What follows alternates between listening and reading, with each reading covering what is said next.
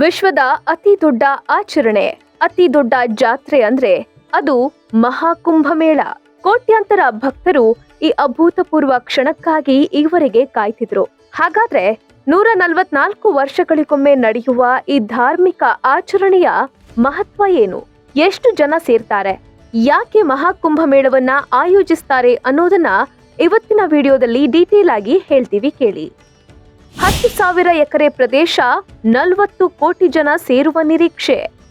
ಸಂಕ್ರಾಂತಿಯಿಂದ ಶಿವರಾತ್ರಿಯವರೆಗೂ ಮಹಾಕುಂಭಮೇಳ ನಡೆಯಲಿದೆ. ಅಂದ್ರೆ ಜನವರಿ 13ರಂದು ಮಹಾಕುಂಭಮೇಳ ಪ್ರಾರಂಭವಾಗಿದ್ದು ಫೆಬ್ರವರಿ 26ರಂದು ಕೊನೆಗೊಳ್ಳಲಿದೆ.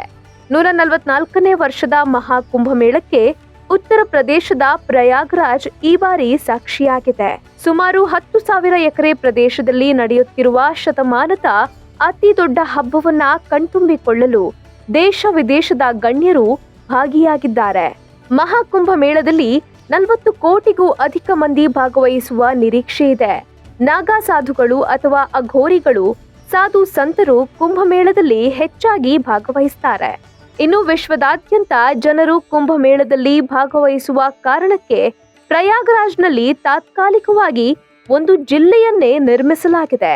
ಮಹಾಕುಂಭಮೇಳ ಜಿಲ್ಲೆ ಎಂದೇ ಹೆಸರಿಸಲಾಗಿದ್ದು, ಮಹಾಕುಂಭಮೇಳ ಮುಗಿಯುತ್ತಿದ್ದಂತೆ ಈ ಜಿಲ್ಲೆಯನ್ನ ಕೂಡ ವಿಲೀನಗೊಳಿಸಲಾಗುತ್ತೆ.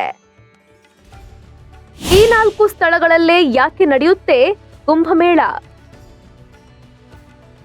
ಕುಂಭ ಅಂದ್ರೆ ಮಡಿಕೆ ಹಾಗೂ ಮೇಳ ಅಂದ್ರೆ ಒಗ್ಗೂಡುವುದು ಎಂದರ್ಥ. ಅಮೃತ ಮಂಥನದ ಸಂದರ್ಭದಲ್ಲಿ ಅಮೃತ ಕಲಶದ ಕೆಲ ಬಿಂದುಗಳು ಭೂಮಿಯ ಮೇಲಿನ 4 ಸ್ಥಳಗಳಲ್ಲಿ ಬಿದ್ದವು.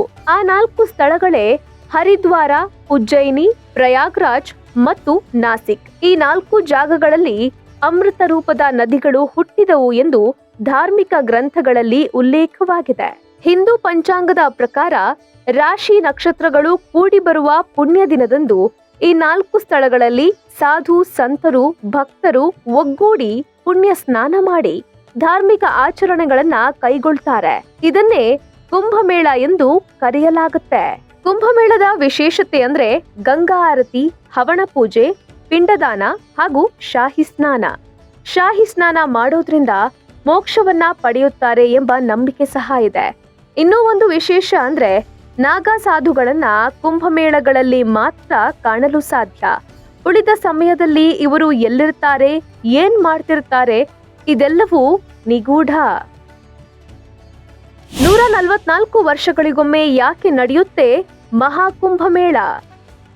ಹರಿದ್ವಾರ, ಉಜ್ಜಯಿನಿ, ಪ್ರಯಾಗ್ರಾಜ್ ಮತ್ತು ನಾಸಿಕ್ನಲ್ಲಿ ಪ್ರತಿ 3 ವರ್ಷಗಳಿಗೊಮ್ಮೆ ನಡೆಯುವ ಜಾತ್ರೆಯನ್ನ ಕುಂಭ ಎಂದು ಕರೆಯಲಾಗುತ್ತೆ. ಮತ್ತೊಂದೆಡೆ ಹರಿದ್ವಾರ ಮತ್ತು ಪ್ರಯಾಗ್ರಾಜ್ನಲ್ಲಿ ಪ್ರತಿ 6 ವರ್ಷಗಳಿಗೊಮ್ಮೆ ನಡೆಯುವ ಕುಂಭವನ್ನ ಅರ್ಧ ಕುಂಭ ಎಂದು ಕರೆಯಲಾಗುತ್ತೆ. ಹಾಗೆಯೇ ಪ್ರಯಾಗ್ರಾಜ್ನಲ್ಲಿ ಪ್ರತಿ 12 ವರ್ಷಗಳಿಗೊಮ್ಮೆ ನಡೆಯುವ ಕುಂಭವನ್ನ ಪೂರ್ಣ ಕುಂಭಮೇಳ ಎಂದು ಕರೆಯಲಾಗುತ್ತದೆ. ರಾಕ್ಷಸರು ಹಾಗೂ ದೇವತೆಗಳ ಮಧ್ಯೆ ಅಮೃತಕ್ಕಾಗಿ ಸತತ 12 ದಿನಗಳ ಕಾಲ ಯುದ್ಧ ನಡೆಯುತ್ತೆ. ದೇವತೆಗಳ 12 ದಿನ ಮನುಷ್ಯರ 12 ವರ್ಷಕ್ಕೆ ಸಮ. ಹೀಗಾಗಿ 12 ವರ್ಷಗಳಿಗೊಮ್ಮೆ ಪೂರ್ಣ ಕುಂಭ ನಡೆಯುತ್ತೆ. ಇದಲ್ಲದೆ ಪ್ರಯಾಗ್ರಾಜ್ನಲ್ಲಿ 144 ವರ್ಷಗಳಿಗೊಮ್ಮೆ ನಡೆಯುವ ಕುಂಭಮೇಳವನ್ನ ಮಹಾಕುಂಭಮೇಳವೆಂದು ಕರೆಯಲಾಗುತ್ತದೆ.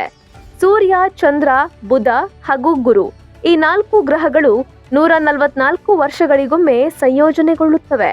ಈ ಸಂಯೋಜನೆಯಿಂದಾಗಿ ಭೂಮಿಯ ಮೇಲೆ ಆಧ್ಯಾತ್ಮಿಕ ಶಕ್ತಿ ಹೆಚ್ಚಾಗುತ್ತದೆ. 144 ವರ್ಷಗಳಿಗೊಮ್ಮೆ ಮಾತ್ರ ಈ ಸಂಯೋಜನೆ ಆಗೋದ್ರಿಂದ ಮಹಾಕುಂಭಮೇಳವನ್ನ ಈ ಸಮಯದಲ್ಲಿ ಆಚರಿಸಲಾಗುತ್ತೆ. ಇನ್ನು ಮಹಾಕುಂಭಮೇಳದಲ್ಲಿ ಚಹಾ ವಿತರಿಸಲು ನಮ್ಮ ಕರ್ನಾಟಕದ ಹೆಮ್ಮೆಯ KMF ಟೀ ಪಾಯಿಂಟ್ಗಳನ್ನ ತೆರೆಯಲು ಒಪ್ಪಂದ ಮಾಡಿಕೊಂಡಿದೆ. ಒಟ್ಟು 10 ನಂದಿನಿ ಮಳಿಗೆಗಳನ್ನ ತೆರೆಯಲಿದ್ದು 1 ಕೋಟಿ ಚಹಾ ವಿತರಿಸುವ ಗುರಿಯನ್ನ ಹೊಂದಿದೆ.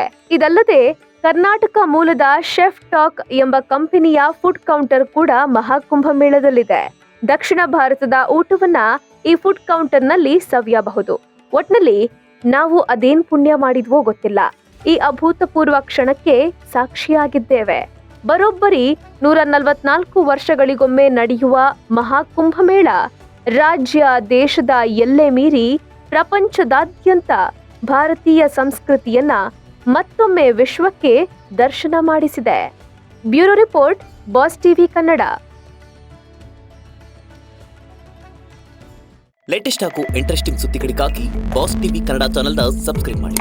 ಹಾಗೆಯೇ ಬೆಲ್ ಐಕಾನ್ ಪ್ರೆಸ್ ಮಾಡಿ. ಇದರ ಜೊತೆಗೆ ಫೇಸ್ಬುಕ್, ಇನ್ಸ್ಟಾಗ್ರಾಮ್, ಎಕ್ಸ್ನಲ್ಲೂ ಮಿಸ್ ಮಾಡದೆ ಫಾಲೋ ಮಾಡಿ.